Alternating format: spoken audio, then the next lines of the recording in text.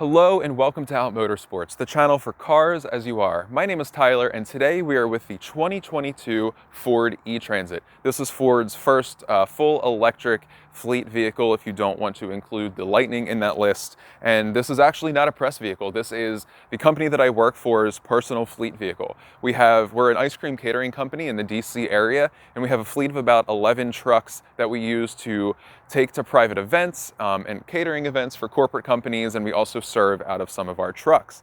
This one is not stickered or labeled, but we have put about 4,000 miles on this over the course of the summer, so I think we have a very good idea of some of the pluses and some of the minuses of having a full EV in a fleet and using it as such. My previous job before I came here as the operations manager was for a national trucking company, and I managed a couple thousand trucks and trailers in their fleet. And if the rest of the industry is anywhere near as skeptical as the people were in that company, I think this review could do people some good. So let's go into the long-term review of the 2022 Ford E-Transit. Getting started, let's just go over some of the basics. This vehicle makes 266 horsepower and 317 foot-pounds of torque through the rear wheels and obviously a full electric motor. The undercarriage of this thing is actually really cool to look at in the back. It's very space-age aluminum undercarriage that holds the diff and the rear electric motor. The range on this is, Ford claims 126 miles, depending on the spec of the vehicle that you get. This is available in 3 different lengths and 3 different heights. You can also get it in a cutaway chassis, so you can put a box and such on the rear. The floor and the load height is actually a little bit higher than the standard Transit because they needed a place to put the batteries. That's something that we actually had to consider as a ice cream company. Mainly, we have a lot of equipment that we load in and out of these vehicles on ramps and on wheels. Charge times on this vehicle vary depending on how you are charging it. We have a 140 volt system. We haven't bought any fancy charger or gotten anything extra on top of what comes with this vehicle. And it works when you have a fleet of 11 trucks, but when you have to rely on something every day and you have to rely on quick charging, you'll definitely want a 240 volt charger. Ford claims that if you are using commercial charging like Electrify America or EVgo, anything along those lines, that you can get from 15 to 80% within 30 to 40 minutes. Our experience is that it takes a little bit longer than that. And especially when it's cold out and when this is loaded up, the range itself suffers a bit. Ford advertises 126 to 130 miles range fully charged. I got in this today after having it not been driven for about a week, and it was plugged in that whole time. It's at 100% charge, and it's showing us anywhere between 93 and 96 miles on a 40-degree day in January. So if this is your only vehicle and you travel long distances and you're not just a local contractor, you're going to use this on a local level, the range is something that really does need to be considered. We're about to take this to DC a little bit later today, and by the time we get to DC, park this, drive around the city, do our event, and then drive back, that's about the limits of this vehicle. So it works if wherever you're going is concentrated and you can do multiple jobs in one place, but if you are just traveling in a suburban area, kind of like the Metro DC area, you're kind of limited when it comes to just where you can go and how far you can use it, unless of course you want to wait for a public charger about 20 minutes. It's just something that you have to build into your day. That's not the case when you can just simply refuel a vehicle. Things like running costs are yet to be seen, but short-term running costs are actually cheaper, especially in a year like this past year, 2022, where gas prices were rising. Charging this was much cheaper. So we're about to head off to our event, but I did just want to step inside and show you the interior of the E-Transit. For the most part, this is generally like any regular gasoline-powered transit. But one interesting little quirky thing that I realized is, since this is just an EV conversion, this chassis is a gasoline-powered chassis to start, the fuel gauge, or the battery gauge, is just the fuel gauge. They just added a little battery icon that shows, or that tells you to pay attention to the actual screen in your dashboard. And as far as I can tell, this display that we have right now, this 89% display, is only one that you can get before you like set off. I've only been able to get this screen to come up when I get in the car and before I touch anything else. If I'm wrong, if I'm missing something, please let me know. But that leads me to another point, is when you have a fleet of vehicles the way that we do, you don't spend, at least the way that we structure things, you don't spend a particularly long amount of time in any one vehicle. So we have a lot of drivers that get in and out of this as well as in and out of our ProMasters, and the tech in this is not always necessarily the most intuitive. Things like just as simple as changing the temperature or changing your fan speed, or finding out like where you want the air to come out is all here.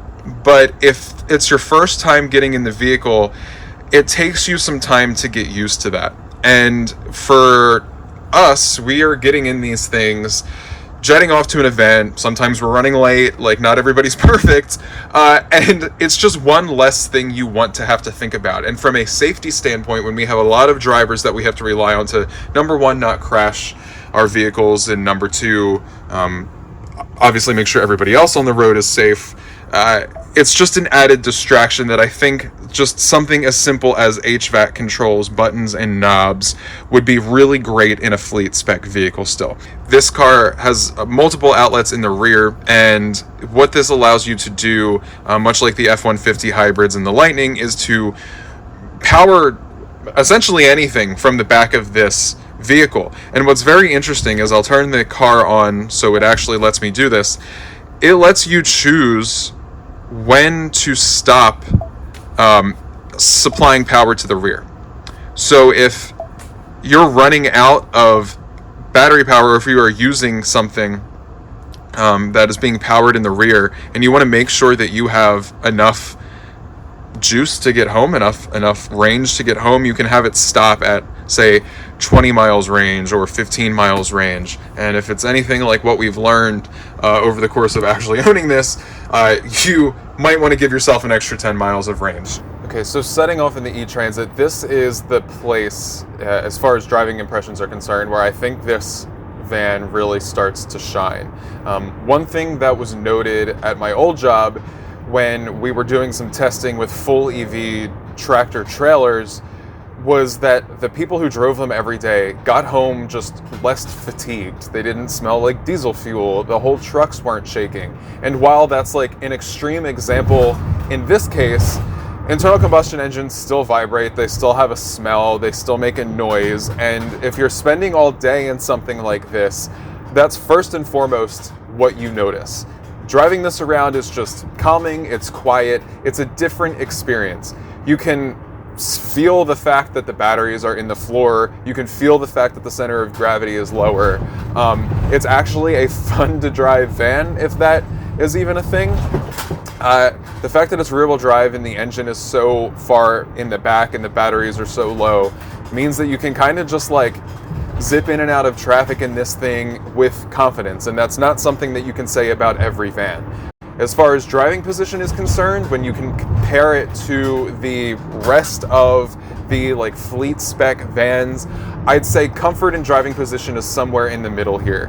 Kind of lower down on the line would be our older ProMasters. The driving position is very old school van-like. You feel like the steering wheel is kind of in your lap and it feels less of like a car. Sprinters are super comfortable. The driving position is great, like bordering any other sedan or SUV. It doesn't feel like you're in a van when you're in a Sprinter. This is somewhere in the middle. I would like to feel like I'm sitting down in the seat a little bit more, and I would like the steering wheel to come closer to me, but it's comfortable for long distances. The seats themselves are comfortable, and it's not something that would be tiring over the course of a day. It's a very natural seating position with very good visibility. Our specific van, speaking of visibility, as you can probably see, doesn't actually have windows in the rear, so we rely a lot on the 360-degree like navigation in the Sync 4 system, but and it's actually very helpful. Like, we're on our way to DC, and we're probably going to have to do some parallel parking. And when you can see exactly how close your mirrors, your tires, and every corner of your vehicle is to another car or wherever in the city, it really helps a lot, and that's a lifesaver in this one. So as far as helpful technology is concerned, that 360-degree camera overhead view is huge when you are driving something with no windows in the city and you can't damage it. We're out on the highway right now, and passing power on the highway is good, but when you start to get to the top end of the speed range of this van, is when you can start to just tell that it's kind of a big aerodynamic drag. It still has plenty of highway passing power, but it does start to slow down the way that other EVs do when you go faster. Speaking of going faster, 80 miles an hour is it for this. It's limited to 80. I don't know that one would necessarily really need to go any faster than in something like this. Like, rollover is a legitimate concern at that point if you have to do any evasive maneuvers. But it's up until 80, totally adequate, more than you would ever need.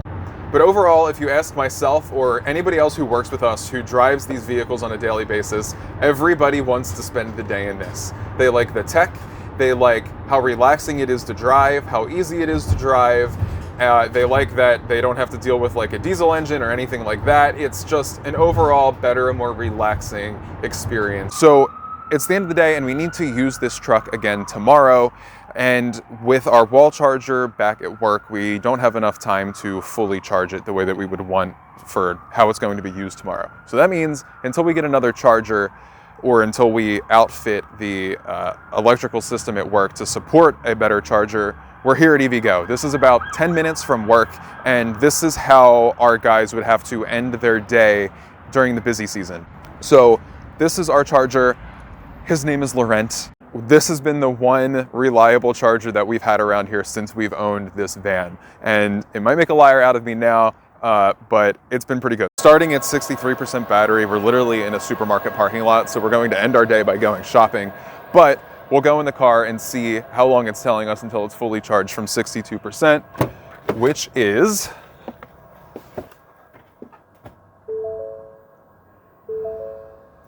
So it's saying it'll be done and on 80% by 3:03 p.m. Tuesday. And right now, it's 2:43. So we'll go shopping, get our dinner, and actually see how that does.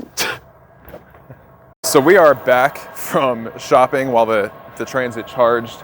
And something to note before I go through all this is that we really were only charging at 27 kilowatts. So even though this is supposed to be like level 2 charging, which Ford claims 15 to 80% in roughly 30 to 40 minutes, we didn't get that, and we don't really get that here. So in this case, we went from like 63 to 80% in 20 minutes. So if this is any indication of real world, you're really looking at like an hour, essentially. So I think that's a good place to leave this. The Transit is a great vehicle to use on a daily basis, to actually be in and to drive, and hopefully the running costs equal out to be a little bit less than our gasoline-powered fleet vehicles. But as far as something that will be your only fleet vehicle, if you have to go long distances, or if time is something that's a little bit sensitive with your business, then you might want to rethink going full EV just for now.